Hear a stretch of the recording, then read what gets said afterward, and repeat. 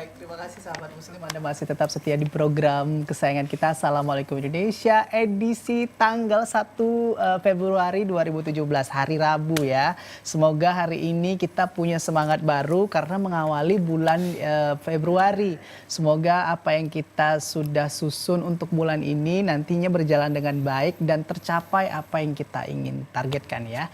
Nah, sahabat muslim, bicara soal harapan kemudian apa yang ingin kita lakukan pada bulan Februari ini, tentunya kita butuh banyak sekali referensi. Mungkin sahabat muslim punya rencana ingin melakukan hal baru, kemudian ingin menguji kemampuan wirausahanya. Nah, ini kita akan hadirkan hari ini tentunya satu teman ngobrol maksud saya, yang hari ini kita akan banyak sekali berbincang-bincang dengan beliau, tentunya bagaimana beliau membangun usaha yang bisa dikatakan ini jajanan atau kuliner yang cukup populer juga ya, Riko. Riko pernah makan atau suka tidak dengan roti cane? Sebelum pernah makan. Belum pernah makan roti cane? Belum pernah makan. Oke, saya bingung kok nanya belum pernah makan ya. Baik, kita mungkin langsung saja akan hadirkan narasumbernya pada kesempatan kali ini di segmen Teman Ngobrol.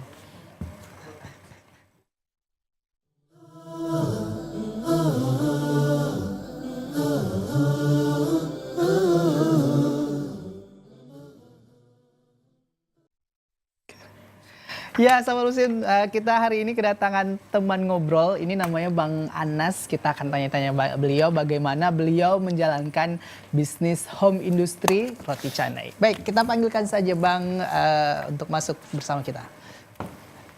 Assalamualaikum warahmatullahi wabarakatuh. Alhamdulillah baik, sehat. Di sini ya? Silakan agak ke tengah juga nggak apa-apa, Bang. Ya. Oke, nah Bang Anas Ya. dari mana, Bang? Ini dari mana nih maksudnya? Maksudnya Negara atau asalnya. apa nih? Oh, Asalnya. Asal negara atau apa ini? Boleh negara, boleh kepulauan atau daerah juga boleh, di mana? Nggak usah, nanti bingung antum. Bingung ya. Ada dari saat ini domisili di Marendal. Marendal. Marendal. Itu rumah tempat tinggal. Tempat tinggal anak. Nah, terus tempat usaha home industry tadi itu di Johor. Oke. Oh, jauh ya dari Marendal ke Johor. Benar, kalau nggak saya jauh lihat sih. wajah Bang Anas nih wajah ada kearab-arapan gitu ya. Atau memang keturunan Arab? Karena jenggot anak cuma sedikit, anak nggak berani bilang keturunan Arab. Oh gitu Mungkin kalau ya. banyak mungkin berani gitu ya. Oh, iya. Cuman anak aslinya sih Aceh. Oh, Aceh, Padang. Oh gitu. Asli Aceh, Padang. Satu darah dong sama Riko ya. Sama-sama gitu? dari Padang. Berarti nanti di belakang bisa ngobrol ya? Bisa ngobrol panjang. Asal jangan di sini ya ngobrol dengan bahasa Padang, saya nanti out keluar bingung saya.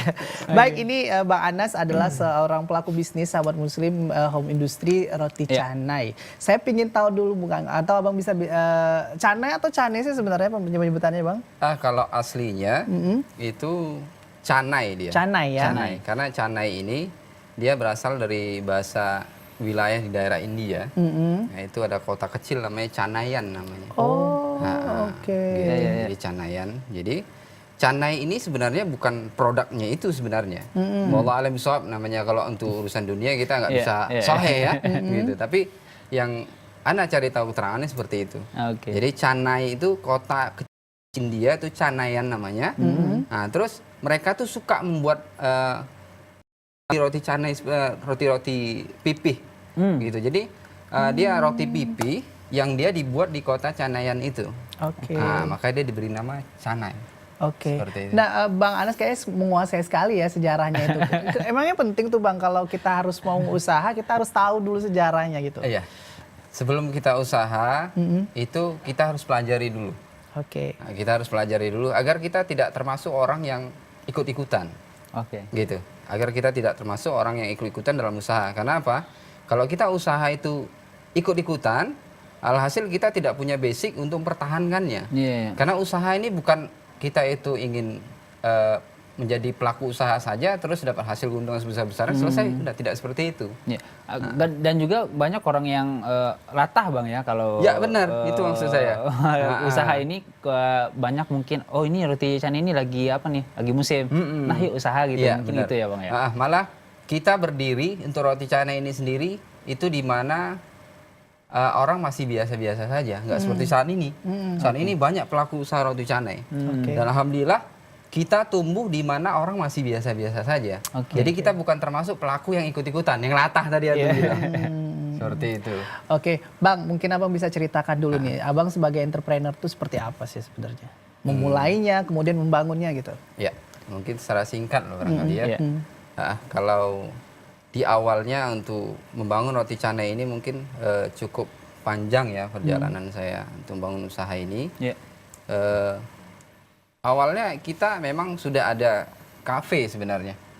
Kita sudah ada kafe, gitu kan, yang kita bergerak di bidang seperti ini juga. Nah, kita isinya itu ada mie Aceh seperti itu, ada martabak telur, ada roti canai, dan itu kita tempuh memang dengan cara yang tidak mudah dan kita saat menjalani pun salah pada waktu itu. Oke, Di salah kafe kesalahan di mana? Kesalahannya ini wallahu a'lam bishawab, saya berharap semoga kita semua tidak melakukan ini kembali gitu kan. Jadi pada saat kafe saya berjalan sudah bagus-bagusnya gitu kan, kita terjerat di riba. Oke. Iya, di riba itu akhirnya singkat cerita kafe saya ini jatuh qadarullah dengan berbagai asbab. Masya Allah ya, saya bersyukur ya. Akhirnya saya tutup kafe dan saya pensiun dini di kafe itu kalau dibilang. Pensiun dini itu benar-benar riba itu menghabiskan semua yang ada di kita. Akhirnya saya nggak putus harapan, saya pergi ke tempat usaha yang cukup besar di Kota Medan ini. Berarti mulai dari nol lagi? Mulai dari nol lagi. Akhirnya saya kerja di Mie Aceh, di tempat yang paling besar di Medan ini. Mungkin kita semua tahu di situ, dan saya di situ sebagai chef nasi goreng sebenarnya. Chef nasi goreng 3 bulan saya nggak tahannya tidak sesuai dengan apa yang harus saya alirkan ke rumah gitu kan, dan waktu yang saya habiskan di sana gitu nggak sesuai. Akhirnya saya berpikir apa sih yang bisa aku lakukan supaya aku berdiri lagi, gitu. Alat ada, gitu kan. Alat-alat kita dulu ada penggoreng canai segala macam, semuanya ada. Tapi kita modal nggak ada. Dan untuk membangun sebuah usaha yang dia itu biasanya orang berpikir harus modal besar.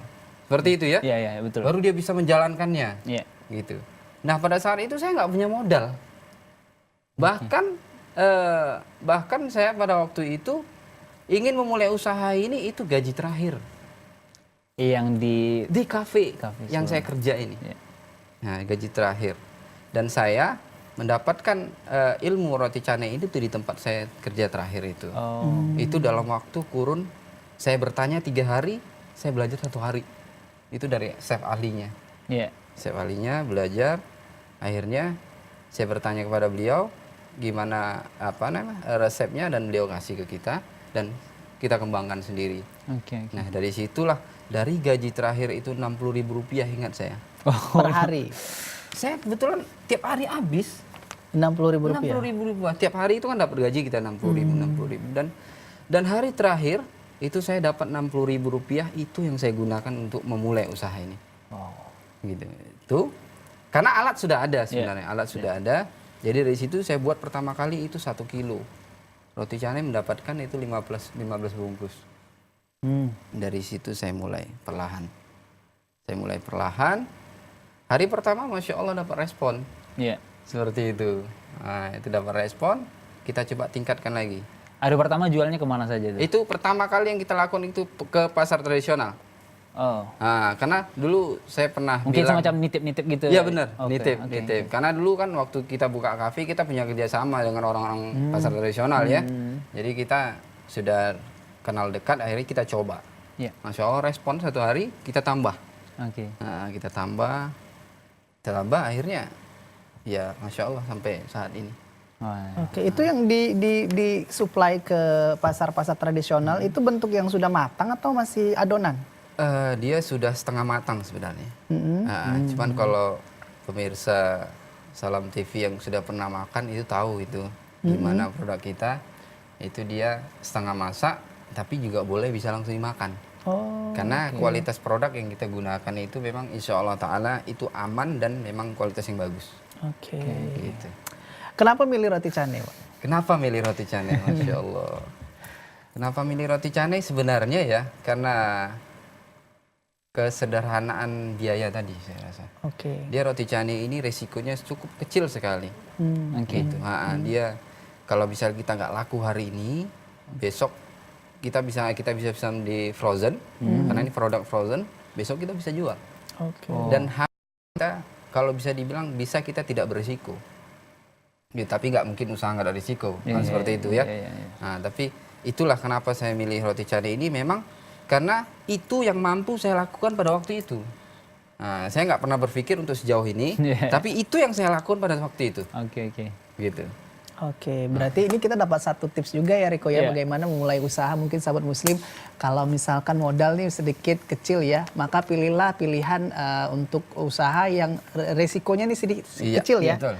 Dan mudah juga untuk melakukan pengolahan produksinya. Benar. Ini menarik sahabat muslim ya, kita akan masih banyak lagi mendengarkan cerita dari Bang Anas bagaimana beliau membangun usahanya. Dari perjalanannya tadi luar biasa ya, pernah menjadi karyawan sebuah kafe, membuka kafe malah, menjadi seorang owner, kemudian jatuh, malah kemudian jadi pekerja, dan sekarang bangkit lagi menjadi seorang pengusaha lagi.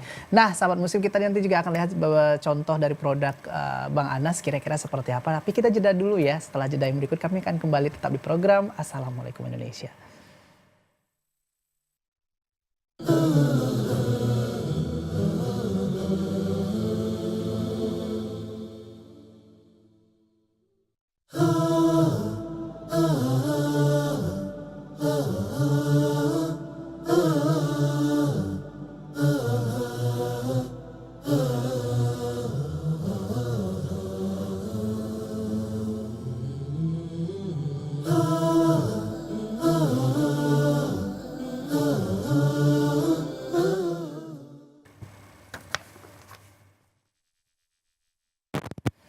Baik, terima kasih sahabat muslim ya, masih bersama kami di program Assalamualaikum Indonesia. Masih bersama saya Abrar dan juga narasumber kita yang istimewa kali ini ada Bang Anas ya.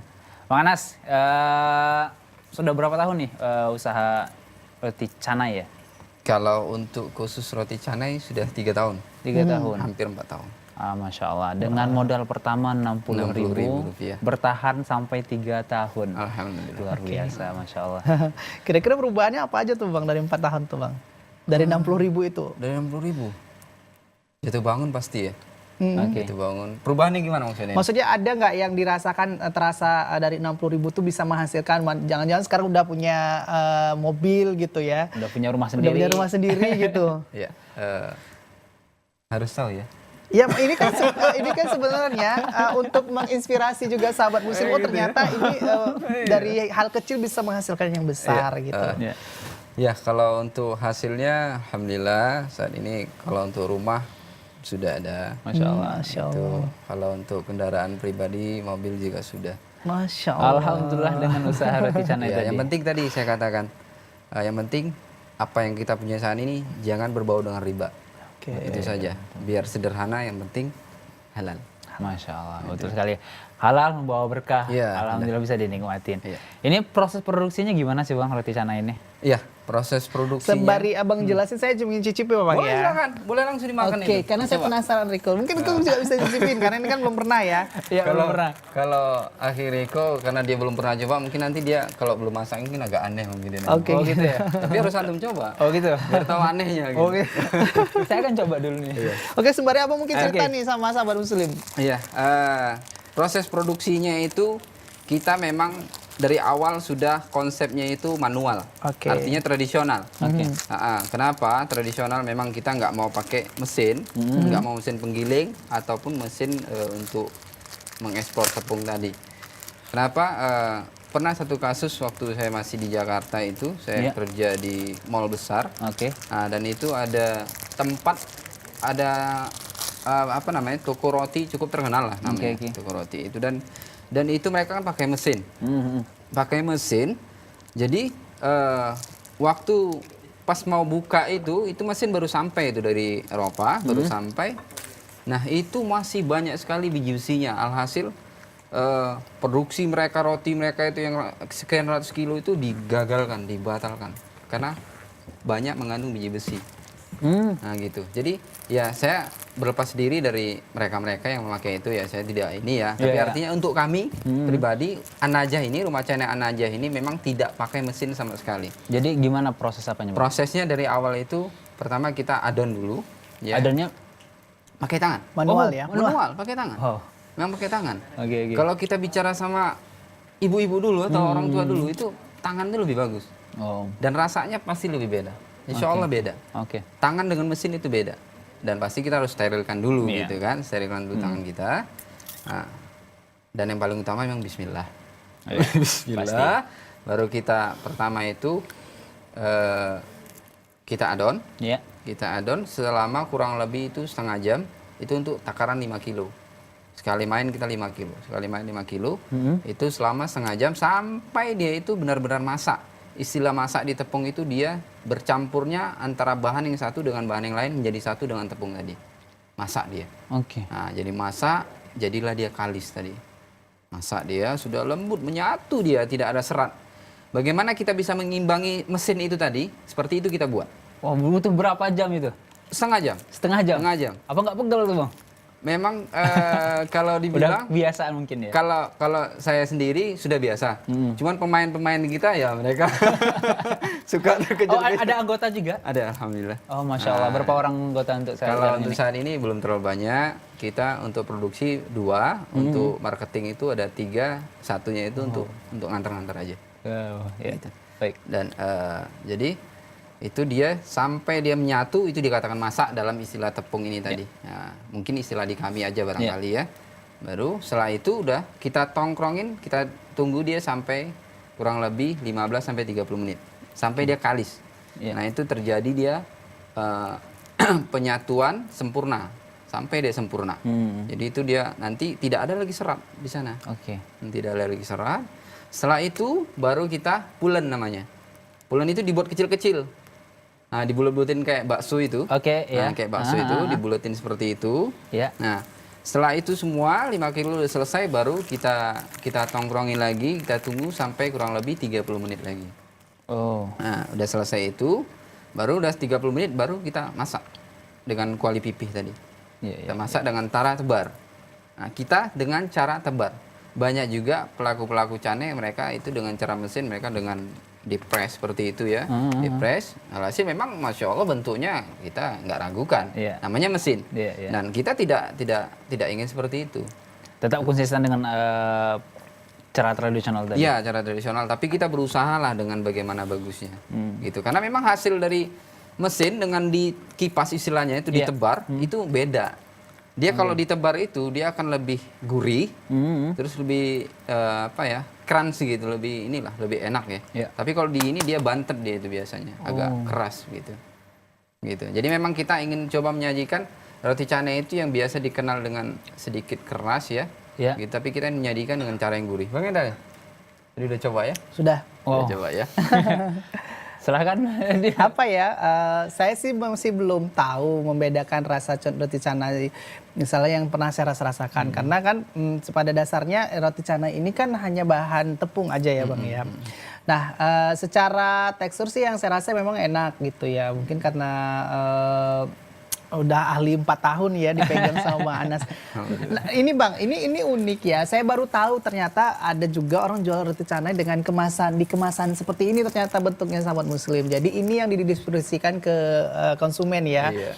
Kenapa kok harus udah 4 tahun sudah berkembang gitu usahanya? Kenapa harus dalam bentuk metode pendistribusiannya seperti itu lagi Bang? Kenapa nggak buka outlet sendiri aja gitu? Memang jualan ada tempatnya gitu. Masya Allah, senang pertanyaannya. Jadi kembali lagi saya ingatkan kepada saudara muslim, sahabat muslim TV Assalam, usahakan kita membangun usaha itu memang jangan memaksakan diri, gitu. Kalau saya pribadi memang pengennya itu memang kembali lagi bikin outlet atau bahkan kafe. Itu impian saya memang. Gitu, karena memang saya hobi masak. Pengennya outlet lagi, buka kafe lagi yang besar gitu. Tapi kita tahu kalau untuk tempat itu Masya Allah mahal. Gitu, kalau kita nyewa. Jadi itu menyediakan peralatan dan segala macam itu juga cukup besar biayanya. Jadi artinya memang kenapa kita tetap bertahan seperti ini, memang kita ingin terus membangun usaha itu secara perlahan. Perlahan, step by step gitu. Sampai nanti di titik memang kita bisa melakukannya, maka kita akan lakukan. Ada perhitungan. Ada perhitungan semua. Jadi kita nggak mau langsung, karena udah punya pengalaman. Udah punya pengalaman belajar dari pengalaman. Kita ada langsung jebret. Kita nggak tahu pangsa pasar kita. Kita pelajarin pasar kita dulu. Kita pelajarin pasar kita dulu. Kita mampu berdiri, nanti sudah kuat kita berdiri, baru kita bisa main. Gitu, makanya kita coba terus dengan cara seperti ini, dengan cara kemasan. Dan memang wallah alam waktu saya membangun ini, saya tidak ingin lihat media internet atau apa semacamnya. Saya nggak pernah tahu ada orang menjual ini sebelumnya. Dan memang saya berdiri dengan dasar pemikiran saya sendiri ya. Allah yang kasih itu ya. Masya Allah, dengan cara saya seperti ini. Gitu. Artinya memang sahabat muslim Riko juga ya, segala sesuatu yang ingin kita wujudkan itu tetap harus melalui proses perhitungan matang ya. Jadi jangan asal langsung tembak gitu, sementara strategi belum kita siapkan ya Bang. Nah, ini roti cane yang dijual kan biasanya makan ini menggunakan kuah kari atau ada kuah-kuah khusus gitu ya Bang. Ini juga disediakan, Abang ngedistribusi juga kemudian dijual juga gitu. Karena memang kita home industry, kita kalau untuk spesial, untuk kita reguler membuat kayak kari dan segala macamnya kita enggak. Karena ini aja pun Masya Allah kita udah sampai malam kadang-kadang. Apalagi buat kari. Tapi kalau misalnya sahabat-sahabat Assalam yang minta ke kita, itu biasanya memang kita siapkan. Karinya atau mereka kayak di kantor-kantor biasa kita kantor-kantor di Kota Medan ini misal pakai kuah kari lah, nah itu kita siapkan. Pesanan partai gitu ya. Iya, dia ada minimal ordernya. Seperti itu. Pasarnya nih Bang, seberapa besar sih bisnis ini roti canai? Kalau pasarnya ini memang Masya Allah sejauh ini, apalagi sekarang sudah sangat digandrungi ya. Produk-produk seperti ini kan termasuk produk Timur Tengah juga, orang lagi heboh, dan ya kita juga nggak ikut-ikutan heboh itu. Cuman artinya lagi booming produk seperti ini. Cuman alhamdulillah kita sudah mendahului gitu. Jadi kalau pangsa pasarnya untuk kemajuannya insya Allah akan terus berkembang roti canai ini. Produk-produk seperti inilah khususnya ya, insya Allah Ta'ala. Dan yang pasti memang kita harus tampilkan terus dengan kualitas yang terus bertahan dan terus meningkatkan. Jadi ya kalau untuk kita bilang bagaimana kita bisa terus maju, ya wallah alam, kita nggak tahu. Mencoba untuk menjaga terus kualitas kita sebaik mungkin dan terus meningkatkannya. Itu aja. Jadi kalau untuk sasaran targetnya, Masya Allah semakin meluas sejauh ini. Ada trik khusus nggak? Karena kan dalam dunia bisnis ini semakin lama kan semakin berkembang dan juga pasti banyak pesaing. Kita bicara bisnis Bang, pasti banyak pesaing. Ada trik khusus Bang mungkin bagaimana ini harus bertahan ini? Dan bisa menyaingi produk-produk yang lain. Trik khususnya apalagi di Indonesia ini, itu usahakan, tadi kembali saya bilang usahakan yang paling trik yang selalu saya pegang. Saya usaha itu selalu saya pegang ini, bertahan dengan kualitas dan tingkatkanlah. Itu nomor satu. Itu nomor satu yang selalu saya jaga. Jadi saat kita bertahan dengan kualitas dan kita meningkatkan terus kualitas kita, itu mau harga barang naik, kita naikkan, orang insya Allah nggak ada masalah. Yang penting kepercayaan konsumen. Kepercayaan konsumen. Gitu. Kan ada kasus kita dapati produk naik, bahan semua naik, bahan baku. Namanya kita berkaitan dengan ini ya, semuanya itu. Jadi naik. Akhirnya dia harga produknya naik, yang dijual kualitasnya diturunkan. Nah itu yang dia itu akan nanti wallahualam tidak bertahan lama. Gitu. Jadi cobalah dengan terus mempertahankan kualitas. Oke Bang, ini kalau saya lihat ada perbedaan ini ya. Mungkin Abang ini warna ini ada warna kuning. Ini apakah ada varian perbedaan rasa gitu Bang? Sebenarnya enggak ya. Mungkin bisa sembari diperlihatkan juga ke kamera ya. Sebenarnya pink ini putri saya sebenarnya suka. Putri saya suka pink. Dan emas ini saya anggap memang yang kokoh ya. Gitu. Jadi memang An-Najah ini sendiri nama putri saya, gitu. Saya ambil dari dia. gitu kan. Nah, jadi dia suka pink, kita kasih satu kombinasi pink, yang satu emas, jadi menunjukkan bahwasannya An-Najah ini ceria dan selalu kokoh. Kok, Masya Masya Allah, Allah, ada berarti tetap ada filosofinya ya, segala sesuatunya ya. Iya, Nah emas Bang, kan kokoh. kenapa nggak ada, bisa nggak misalnya ini divariankan misalnya, gara-gara saya terinspirasi juga nih dari warnanya tadi, misalnya warna tertentu ini rasa durian gitu, warna tertentu rasa strawberry, itu kira-kira bisa nggak? Iya. Kalau kita bilang kita belum mau ke arah sana, kenapa? Kita ingin benar-benar menanamkan kepada sahabat-sahabat Assalam dimanapun berada, itu kita ingin sampaikan roti canai ini supaya mereka menikmati dulu dengan apa yang ada saat ini. Yang original. Yang original ya. dulu, gitu. Karena kita ketahui kalau pakai coklat pasti enak. Kalau pakai durian, siapa yang nggak tahu durian itu enak?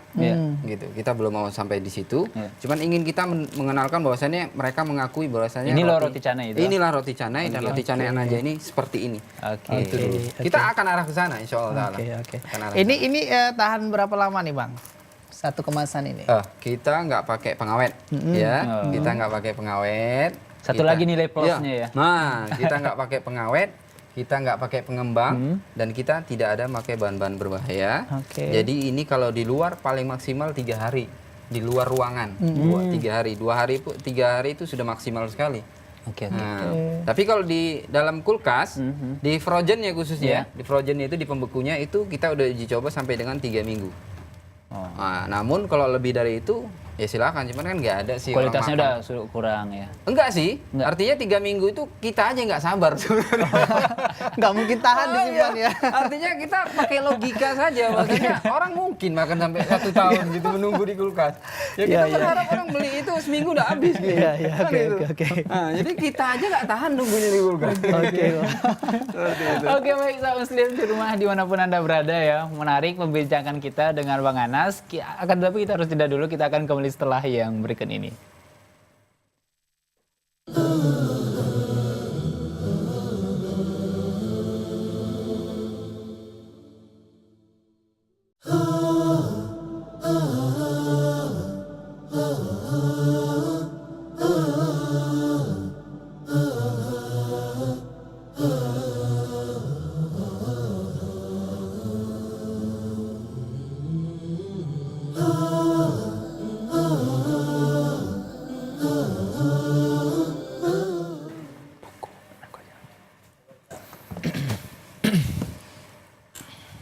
Sahabat muslim, bagi Anda yang baru bergabung dengan kami di program Assalamualaikum Indonesia kali ini, jangan khawatir, karena insya Allah akan diulang kembali tayangannya pukul 23 waktu Indonesia bagian Barat. Nah, sahabat muslim juga bisa menyaksikan program kami di streaming melalui YouTube atau melalui salamtv.info. Silakan Anda menyaksikan program-program Salam TV lainnya juga bisa streaming di website tersebut. Dan sahabat muslim, tadi kita sudah banyak berbincang dengan Bang Anas soal bagaimana beliau membangun usaha roti canai. Sistemnya unik sekali nih sahabat muslim, 4 tahun sudah berkembang tapi dengan metode pendekatan yang luar biasa dengan konsumennya langsung ya. Karena sekarang ini sudah harus sistem jemput bola ya Bang ya. Betul. Nggak berlaku lagi orang kita jual mahal buka langsung gede begitu ya tempatnya, satu tempat. Sementara ini orang-orang calon konsumen ini belum kenal dengan produk kita gitu ya. Nah, tadi ada yang hampir terlewatkan dari pertanyaan. Abang bilang ini terlalu sibuk memproduksinya, jadi sampai malam tuh kadang-kadang kewalahan gitu ya. Sebenarnya satu hari itu bisa sampai berapa banyak sih yang terproduksi, kemudian keuntungannya sehari berapa Bang kira-kira? Omsetnya lah ya. Omsetnya. Sehari atau bulanan nih? Sehari dulu, baru sehari kita dulu. bisa kali-kali sebulan gitu ya. Karena memang kita masih orang yang terbatas, gitu kan. Kita untuk orang produksi itu kalau bilang cuma 2, gitu. Jadi untuk satu orang itu hanya bisa mencapai 10 sampai 12 kilo. Oke. 10 hingga Sampai 12 kilo. 12 kilo. Satu orang. Satu orang. Jadi kalau misalnya kita 2 orang itu paling maksimal kali 20 itu udah maksimal sekali. Satu hari. Satu hari. 1 kilo itu bisa menghasilkan berapa 1 pieces kilo, ini seperti ini? 1 kilo dia 15 piece. 15 ya. 15 piece bisa maksimalnya. Oke. Jadi kalau misalkan dia 20 kilo mungkin sekitar 300-an lebih. Satu hari. Itu satu hari habis. Satu hari habis. Insya Allah. Masya Allah ya. Ya memang rezeki-rezekian ya, kadang-kadang juga enggak lah gitu, karena juga kadang kan masuk yang sudah reseller-reseller kita yang sudah sekarang berjalan, ini bicara saat ini, kalau bicara waktu itu ya belum, gitu. Jadi itu ya reseller-reseller ini yang alhamdulillah membantu kita produksi kita semakin tinggi. Oh, pakai sistem reseller juga. Sistem reseller. Oke, nah itu bagaimana Bang? Bisa menjelaskan mungkin ke sahabat muslim sistemnya, tapi jawab dulu yang soal keuntungan per hari tadi Bang. Omsetnya tadi ya. Karena ini pasti menarik ya, sahabat muslim pasti ingin tahu gitu. Keuntungan ya, gini aja deh, kita main hitung-hitungan di rumah aja kali Oke. Ini satunya harga jualnya 6.000. 6.000. Jadi kalau misalkan dia 300, nanti dihitung aja. Oh gitu. Udah bisa ya sahabat muslim ya. Oke, nah mengenai sistem reseller tadi bagaimana Bang? Sistem reseller kita ada 2 cara. Ya. Cara langsung ataupun cara online. Kalau cara langsung biasanya kita lakukan si reseller ini dengan dia membayar harga produk dengan harga pengambilan reseller, itu pastinya di bawah harga jual. Setelah itu mereka mendapatkan produknya. Gitu. Jadi setelah mereka dapatkan produknya, silahkan mereka jual dengan harga di atas kita pun tidak ada masalah. Oke. Gitu. Apalagi di luar kota silahkan gitu kan. Tapi kalau yang cara yang kedua, sistem online tadi, itu mereka hanya cukup mereka berkomunikasi dengan customer, gitu. Tapi dengan catatan mereka harus merasakan produk ini dulu. Kita nggak mau reseller kita tuh jadi reseller pendusta. Mereka nggak tahu rasanya, belum pernah makan tapi bilang enak. Nah ini bikin usaha ini nggak berkah ini. Gitu. Bikin usaha nggak berkah. Jadi kita mewajibkan reseller yang mau gabung kita secara online, dia harus beli produk itu dulu, bukan kita maksa. Dia harus ngerasain dulu. Gitu. Kalau nggak enak dia ngapain lanjut? Gitu. Dia harus jujur dong. Mau jadi pengusaha itu harus jujur. Kita nikmati dulu, kita rasakan dulu, baru kita sampaikan sama orang. Jangan kita bilang ini enak. Kita sendiri nggak pernah. Ini enak rasanya, tapi kita nggak suka. Gitu apa namanya itu? Oke. Jadi memang kita harus nikmati dulu. Oke. Baru kita jual sama orang. Jadi reseller tadi dia caranya tadi yang ke poin kedua, dia beli produk kita dulu sebanyak 1 pack, dia ngerasakan dulu, baru nanti dia berkomunikasi langsung dengan customer. Nah, nanti kita yang kirim, customer transfer uang ke kita, nanti keuntungan kita bagi ke reseller. Gitu biar rekening. Ya, sahabat muslim, ini ada yang mencuri perhatian saya juga ya Riko ya. Ini ada buku yang tadi dipegang sama Bang Anas ya. Menggapai kemuliaan infak di waktu subuh. Nah, ini saya ingin tahu nih Bang, apa kaitannya ini dengan jualan roti canai ini Bang? Buku ini ya maksud saya ya. Oke, silakan mungkin bisa dipegang. Iya, memang infak di waktu subuh ini kita memang kalau usaha ini memang kita haruslah terus bersedekah ya. Biarpun sedikit, Rp1.000 kah, Rp5.000 kah, Rp10.000 kah, itu sebaiknya kita rutin lakukan gitu. Dan memang nggak mestilah jumlahnya banyak, pasti kalau kita jumlah banyak kita nggak sanggup. Dan kita akan berpikir gitu. Akhirnya dengan kita berpikir setahun sekali kita baru berinfak. Jadi di buku ini memang Masya Allah saya baca dia memang kemuliaan orang yang dia itu berinfak selesai subuh itu juga lebih bagus ya Masya Allah. Nah jadi banyak hal-hal positif yang kita dapat, keberkahan dalam usaha gitu kan, dan ketenangan gitu dengan kita berbagi, siapa aja kita yang kita anggap kita bisa berbagi padanya kita bagi, dan tidak pastilah kita harus dengan jumlah besar tadi, rutin lah, karena itu kita bukan mengharap kita sedekah supaya usaha kita jalan, tidak seperti itu, karena memang kita perintah ya. Sedekah itu memang perintah wajib bagi seorang muslim gitu kan, sedekah supaya kita mengharap ridho Allah, itu keberkahan dari harta kita tadi. Gitu, makanya ya kita bangun usaha dengan terus kita selalulah berinfak kepada orang, berbagilah. Berbagi itu nikmat, berbagi canai kan. Oh luar biasa Bang. 3 tahun atau 4 tahun tadi? Sudah masuk 4 tahun. Sudah masuk 4 tahun ya. 4 tahun. Jatuh bangun. Dan akhirnya alhamdulillah sekarang bisa dibilang berhasil. Berhasil ya. Berhasil ya? Ini nanya berhasil ya? Kalau saya mengatakan saya belum berhasil. Gitu. Kalau saya bilang saya berhasil, mungkin terlalu cepat puas ya. Gitu. Dan juga saya juga nggak mau orang yang terlalu puas juga, dan kita memang nggak boleh terlalu berpuas-puas diri. Iya. Artinya saya terus mengalir saja. Kalaulah orang menganggap saya berhasil, alhamdulillah. Dan kalaupun kita belum juga tidak ada masalah. Jadi memang intinya saya pribadi, saya mengalir saja. Kalau dibilang berhasil juga, wallahu alam. Tapi kalau dilihat dari 60.000 modal pertama, kalau dibandingkan sekarang, Iya benar. alhamdulillah ya. Iya, ya alhamdulillah lah. Dari situ diputar-putar memang terkadang apa yang kita punya untuk membangun itu juga kita harus keluarkan. Iya. Kita gitu, dan memang masya Allah yang paling utama membangun usaha ini dukungan istri. Nah, itu yang paling diingat. Iya, iya. Nah, nanti kalau antum udah pada nikah. Kebetulan belum. Jadi usaha ini, kita khususnya usaha ya, apapun lah pekerjaan, kalau kita sepelekan dukungan istri itu kita susah sendiri.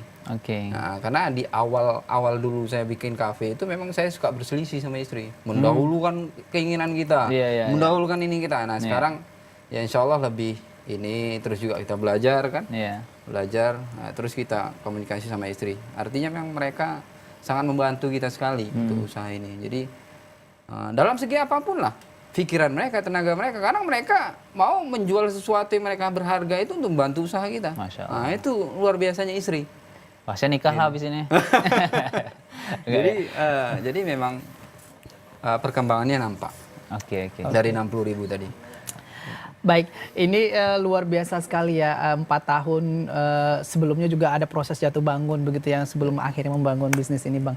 Ketika bisnis ini, Rumah Canai menjalankan bisnis ini dengan metode Abang yang sudah Abang terapkan begitu ya, ada tidak masalah-masalah yang sempat membuat mungkin saya mau berhentilah berjualan ini, mau buka yang lain gitu. Jatuh bangunnya seperti Iya, apa pasti, gitu. pasti. Kemudian pernah juga menghadapi komplain-komplain dari konsumen gitu. Bagaimana pernah? Mungkin Abang bisa ceritakan. Ya, kalau masalah memang sejauh ini kita di sumber daya manusianya, di SDM memang. Makanya sejauh ini sebenarnya permintaan kita udah tinggi gitu kan. Cuman kita yang belum bisa melampauinya, karena untuk memasak itu sendiri nggak mudah roti canai ini. Makanya saya bilang tadi, kita kan memang cara tradisional. Karena sistemnya manual tadi. Bang. Manual Iya. gitu. Jadi Harus memang ada teknik harus khusus ada teknik ya. khusus. Memang orang ahli yang bisa Oke, padahal sebenarnya mungkin orang melihat awam gampang gitu, hanya tepung aja gitu ya. Nah, salah satu tim saya yang sama kayak Riko, Iya. dia bilang, Ana belum pernah bang makan roti canai ini, gitu kan? Dan kayaknya gampang gitu. Pada saat dia terjun, dia ngap-ngapan. Dan dia, bang kayaknya Ana ampun lah, kayaknya nggak bisa Ana nih. Gitu. Dia seorang chef. Oh. Nah, dia seorang chef, dia bilang, kayaknya kalau ngelihat abang nih nggak tahan lah. Gitu. Artinya dengan cara seperti itu, berdiri menebar seperti itu. Dia memang orang yang memang sudah terbiasa dengan seperti itu dan memang ahli dalam membuat itu, maka dia akan bisa membuatnya. Makanya kita yang kendala yang sering terjadi bikin saya ini terkadang lemas itu nanti pekerjanya nggak ada, akhirnya saya capek sendiri. Karena asisten saya cuman ngemas apa segala macam, cuman seperti itu. Gitu. Jadi kadang permintaan pasar tadi nggak terpenuhi. Dan juga berkaitan dengan yang tadi dibilang Konsumen misalnya ada komplain gitu. Akhirnya terjadi keterlambatan. Itu yang sering terjadi yang memang sampai saat ini kita masih rumit mengatasinya. Gitu. Karena nanti permintaan dari sana kayak ini. Besok ini kita harus kirim ke Pekanbaru 225 gitu untuk reseller. Gitu kan. Ini hari belum dibuat. Gitu misalkan gitu. Nah, dia sebenarnya mintanya itu dari hari Senin semalam dia harus sudah dikirim. Nah, tapi 2 hari ini kita harus menyelesaikan orderan yang sebelumnya. Nah, ada orderan yang sebelumnya udah masuk gitu. Itu yang harus kita atasi dulu. Akhirnya dia tertunda. Gitu. Pernah merasa mengalami kerugian dari kasus seperti ini? Sering ya? Sekali. Bahkan ada pelanggan kita yang Masya Allah dia berkata begini, dia nelfon, Pak, ini ketiga kalinya Bapak telat. Dibilang gitu ke saya kan, ini ketiga kali Bapak telat. Kalau Bapak telat lagi, saya akui produk Bapak ini enak daripada yang lain. Masya Allah dia katakan seperti itu. Ini roti canai saya suka, saya udah makan canai kemana-mana, punya Bapak lah yang enak. Kata dia gitu. Wallahu alam, itu pengakuan dia. Gitu kan. Jadi kalau Bapak telat lagi, biarpun enak saya nggak mau makan Pak. Saya nggak mau pesan lagi. Seperti itu. Saya simpan nomornya itu. Solusi dari abang sendiri dari kasus kayak seperti ini seperti apa? Solusi memang saya yang sampai saat ini yang saya perbanyak itu dari sistem marketing. Jadi orang tim penjualan saya harus saya banyakin. Jadi jadi dan juga memang terus di orang produksinya juga harus ditambah. Itulah. Memang sampai saat ini saya masih mencari orang yang ahli. Gitu. Banyak sih yang datang ke tapi ngeluh semua ya. Iya, jadi mereka semuanya maunya bungkus-bungkus saja begitu ya. Kita katakan kita bukan tidak mau terima, tapi kita memang nggak bisa kalau nggak ahli. Gitu. Kita memang cari yang memang profesional. Gitu yang sudah bisa. Gitu. Karena ini tanggung jawabnya soal rasa ya. Soal rasa. Kalau ini bukan main-main karena kalau sampai 4 tahun bertahan kemudian konsumen sudah mengakui ya kan, ini juga harus menjaga reputasi juga. Karena tadi memang yang dipegang itu kualitas gitu. Dan orang-orang yang menanganinya harus orang-orang yang betul. Wah ini luar biasa. Saya dari cerita abang tadi bahkan ternyata sudah sampai dipesan sampai Pekanbaru 250 page gitu ya. Wah ini luar biasa sekali, ternyata punya peluang yang cukup besar sahabat muslim untuk bisa dikembangkan. Mungkin Anda tertarik ya, kira-kira nanti seperti apa jika Anda ingin menjadi mitra dari Bang Anas, nanti mungkin Bang Anas bisa jelaskan. Tapi setelah jeda ya Riko, kita jeda lagi sahabat muslim. Setelah jeda kami masih ada satu segmen ngobrol dengan Bang Anas seputar bisnis rumah canai. Tetap di program Assalamualaikum Indonesia.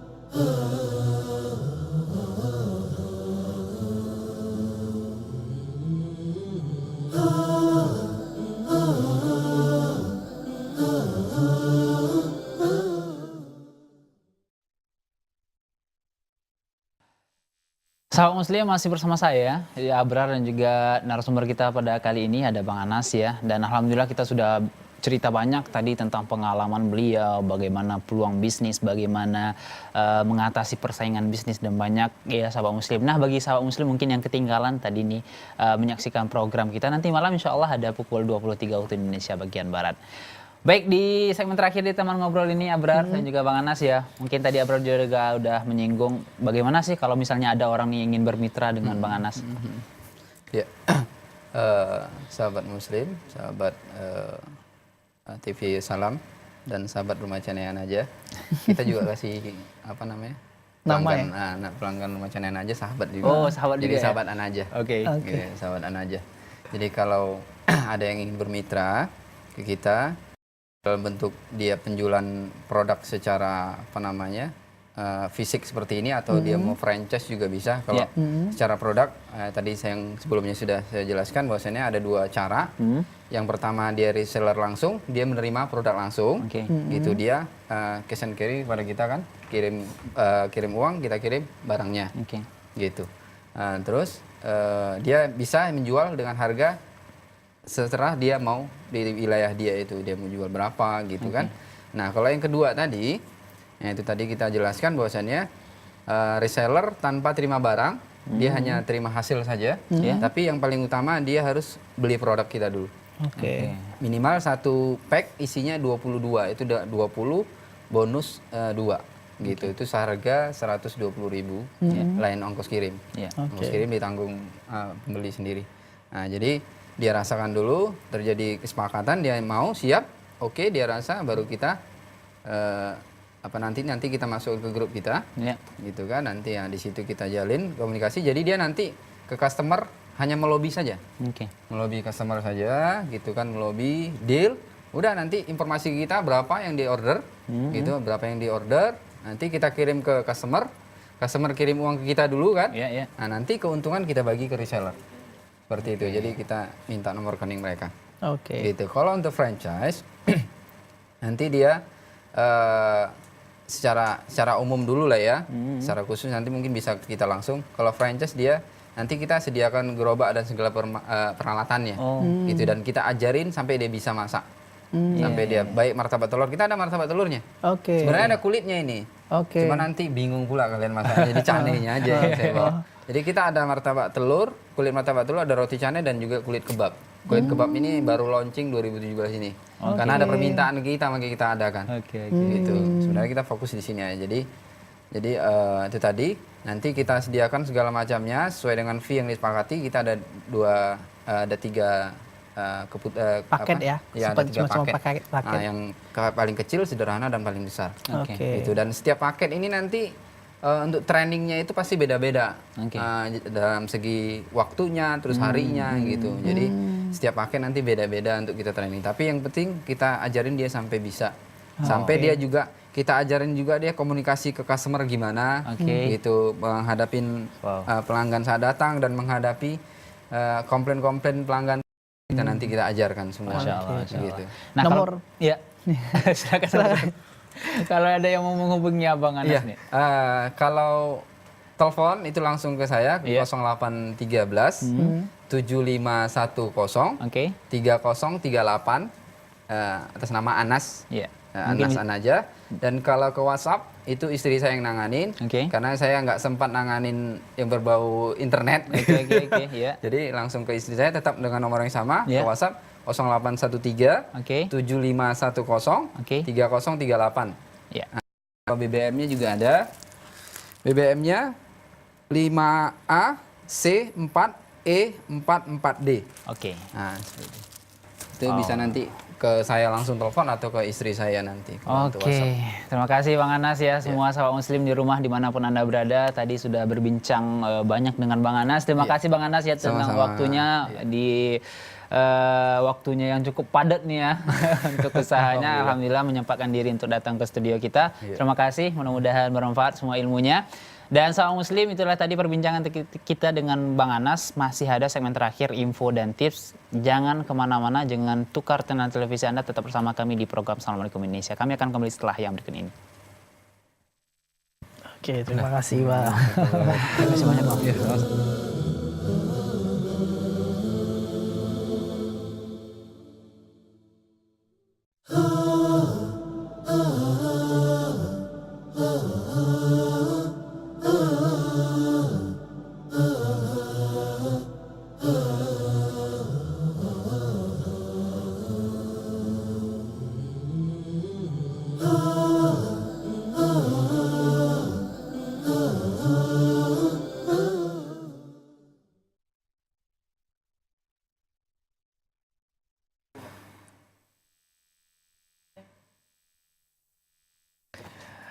Ya, terima kasih sahabat muslim Anda masih tetap setia di program Assalamualaikum Indonesia hingga akhir segmen kali ini. Ini saya lagi sibuk-sibuk baca WhatsApp ya, baca juga komentar dari teman-teman soal program Assalamualaikum Indonesia. Terima kasih atas doa dan dukungan dari semua sahabat muslim hingga saya masih bahagia sekali bisa bertahan hingga menjelang episode 200. Ini sebuah kebanggaan untuk kita semua yang ada di Salam TV, yang rasanya tiap pagi kami hadir begitu ya.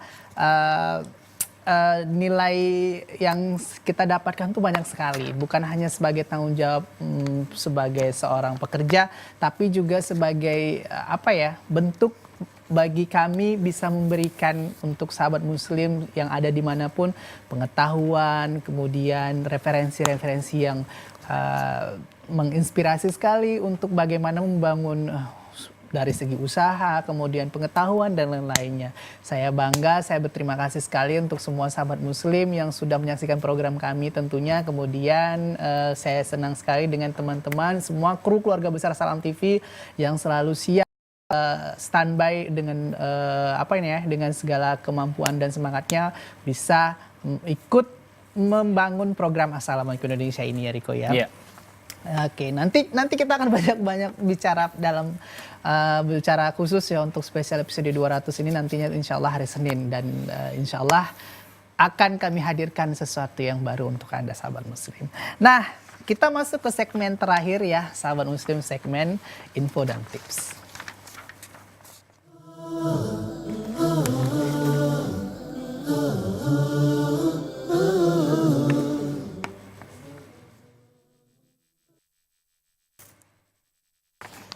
Ya sahabat muslim ya, Ini soal tips ya bagi sahabat muslim yang sedang sakit. Ternyata ada beberapa makanan yang harus dihindari, Riko ya. Nah, ini kami kutip informasinya sahabat muslim dari liputan6.com yang dilansir oleh Women's Health pada Senin 30 Januari 2017. Kira-kira apa saja sahabat muslim? Yang pertama, ternyata kalau kita sakit cobalah hindari untuk meminum kopi. Kenapa? Ya, jadi ketika kita sedang mah atau sakit perut, sebaiknya hindari kopi sahabat muslim.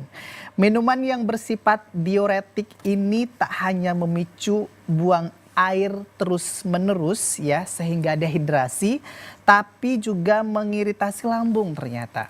Ahli penyakit dalam Christine Arthur dari Orange Coast Memorial Medical Center di Fountain Valley ya, California mengatakan kafein bahkan tidak boleh dikonsumsi saat kita mengalami muntah atau diare. Keduanya ini dapat menyebabkan kita kehilangan cairan, serta kafein dapat merangsang otot-otot di saluran pencernaan kita dan membuat diare ternyata makin parah. Ya, kemudian itulah ternyata ya kopi, mungkin ada sebagian orang yang mengkonsumsinya saat sakit, yang ternyata lebih baik dihindari untuk mengkonsumsi kopi. Yang kedua ternyata yang juga harus dihindari adalah es jeruk atau jus jeruk. Kenapa sahabat muslim ya kita harus menghindari es jeruk atau jus jeruk saat sakit? Nah ini khususnya yang sedang diserang penyakit batuk atau sakit tenggorokan. Sebaiknya menghindari jus jeruk atau minum es jeruk. Ya, sepintas jeruk memang menyegarkan. Tapi saat kita sedang batuk atau sakit tenggorokan, asam sirat pada kandungan jeruk hanya mengiritasi lapisan tenggorokan. Kita yang sudah tenggorokan kita yang sudah meradang maksudnya. Ini dikatakan oleh seorang profesor kedokteran integratif di Emory University Tasbarita MD. Ya. Dan juga selain juga kopi sahabat muslim ya, ada es jeruk dan jus jeruk itu yang harus dihindari. Juga permen nih ya, karena jelas sahabat muslim ya saat sakit Anda harus menghindarinya. Bukan tanpa alasan ya, gula dapat menekan kemampuan sel darah putih yang bantu kekebalan tubuh Anda atau kita semua dalam melawan bakterinya ya. Ini kata Arthur ya. Coba saja nih sahabat muslim ya, setelah beberapa jam mengemil kue, permen atau sereal yang bergula tinggi ya, kemudian sistem kekebalan tubuh kita akan lemah. Nah akibatnya kuman jadi mudah masuk ke tubuh kita semua. Permen juga dapat mengganggu saluran pencernaan yang akan menyebabkan kita diare. Bukannya malah sembuh, malah makin sakit sahabat muslim ya. Kemudian juga ada soda. Nah ini juga harus juga dihindari sahabat muslim. Karena saat sakit perut, ya, soda hanya akan membuat kondisi Anda semakin buruk. Ini banyak orang yang sakit nih kangen minum soda, ya malah diminum. Ya. Seperti kopi, sahabat muslim. Soda berkafein memicu dehidrasi. Dan kandungan gula yang tinggi menekan sistem kekebalan tubuh kita. Ya. Nah, jika air saya tidak cukup, cobalah minum air kelapa. Banyak pemanis buatan yang tidak bisa dipecah dan cerna dengan baik sehingga dapat menyebabkan kembung, kram, dan bahkan diare juga. Ya, ternyata kopi, soda bersama ya. Bersama. Nah, yang berikutnya juga ternyata harus dihindari mengkonsumsi biskuit sahabat muslim ya. Malah sebagian orang sebenarnya ketika sakit tidak selera untuk makan, banyak orang mengkonsumsi biskuit ya Riko. Ternyata ini harus dihindari. Kenapa ya sahabat muslim? Ternyata biskuit ini tidak disarankan saat batuk dan sakit atau sakit tenggorokan. Nah, berarti ada pengecualian. Ternyata saat sakit batuk atau sakit tenggorokan ini hindari makan biskuit. Kenapa? Karena tekstur yang kasar dari makanan ringan seperti keripik kentang, granola, atau bahkan roti renyah ini akan menyisakan gatal pada tenggorokan mentah. Ya, oke, ternyata di situ pengaruhnya ya. Dan bila semakin kita merasakan iritasi tenggorokan, maka semakin lama untuk kita sembuh dari penyakit sakit tenggorokan itu. Memang kadang ada orang yang ketika sakit tenggorokan atau batuk ini lama dirasakan ya, karena mungkin ada pengaruh-pengaruh yang diabaikan, termasuk mengkonsumsi biskuit, keripik kentang dan lain-lainnya yang mempengaruhi gatal ya di tenggorokan, dan ini mempengaruhi cepat atau lambatnya penyakit batuk atau tenggorokan itu hilang. Ya. Nah berikutnya adalah susu. Saat hidung tersumbat atau berlendir ya, kita mungkin harus merelakan susu untuk sementara waktu ya. Meski hal ini banyak ditentang oleh sejumlah ilmuwan, namun menurut Arthur susu membuat dahak lebih tebal sehingga proses penyembuhan ini bisa menjadi lama. Nah, ini masih kontroversi ya. Yeah. Jadi masih ada sebagian ilmuwan yang membantah, tapi dokter Arthur tadi ya, Christian Arthur tadi sudah menjelaskan juga ternyata ada berpengaruh susu dengan dahak ketika kita pilek mungkin ya, di tepatnya Riko ya. Ini mempengaruhi dahak yang bisa menjadi makin tebal. Nah, juga selanjutnya nih sahabat muslim ya, kebanyakan kita kan kalau lagi sakit nih nggak mau makan ya, nafsu makan berkurang. Mungkin ada inisiatif bagi sahabat muslim yang lagi sakit nih, ya udah beli gorengan aja gitu. Ternyata sahabat muslim ini adalah makanan yang perlu untuk dihindari sahabat muslim ya. Seorang peneliti mengatakan bahwa makanan berlemak butuh waktu lebih lama untuk bergerak dalam sistem pencernaan kita ya. Hal ini dapat membuat mual makin parah dan memicu refleks asam. Nah, juga mengatakan bahwa gorengan juga memicu kejang otot sahabat muslim di saluran usus yang memicu diare lebih buruk. Nah, ini juga harus dihindari ya bagi Anda mungkin yang nafsu makannya berkurang, kemudian lapar ya kan, tapi nafsu makan nggak ada nih gitu. Beli gorengan, jangan, ini perlu dihindari. Selanjutnya terakhir ya sahabat muslim adalah makanan yang pedas ya. Saat flu dan hidung keluar ingus ya, sebaiknya hindari makanan yang pedas. Nah, kebanyakan mungkin ya di antara kita ya, kalau lagi ingus-ingus nih, wah ini enak nih makan yang pedas-pedas saja gitu ya. Nah, ternyata para ilmuwan mengatakan bahwa rasa pedas dan panas dari capsaicin ya, dari cabai itu hanya akan membuat hidung terus mengalir. Nah, itu tadi sahabat muslim ya, Abrar. Banyak yang tidak kita sangka ya. Yeah. Yang paling nggak saya sangka itu ada makan pedas. Karena biasanya kalau saya agak demam, agak kurang enak badan, pingin makan pedas supaya keringat keluar gitu. Iya. Karena persepsinya seperti itu ya, ternyata tidak baik. Betul. Oke, silakan Riko. Oke, baik, itulah sahabat muslim ya yang dimuliakan oleh Allah Subhanahu wa taala. Episode kali ini di hari Rabu tanggal 1 Februari 2017. Beragam informasi dan juga teman ngobrol tadi mudah-mudahan bermanfaat, menambah wawasan kita, ya menambah pengetahuan kita, dan mudah-mudahan dapat kita praktekkan dalam kehidupan kita sehari-hari. Terima kasih atas perhatiannya, mohon maaf atas kesalahan ya. Saya Riko Nafetrima. Dan saya Muhammad Abror. Ya, dan seluruh tim kerabat kerja program Assalamualaikum Indonesia mohon undur diri dari hadapan Anda. Tetap berdoa, berusaha dan semangat sahabat muslim. Semoga hari-hari Anda menyenangkan. Wabillahi taufiq wal hidayah. Wassalamualaikum warahmatullahi wabarakatuh. Nanti ini bawa pulang aja ya. Ini di rumah aja.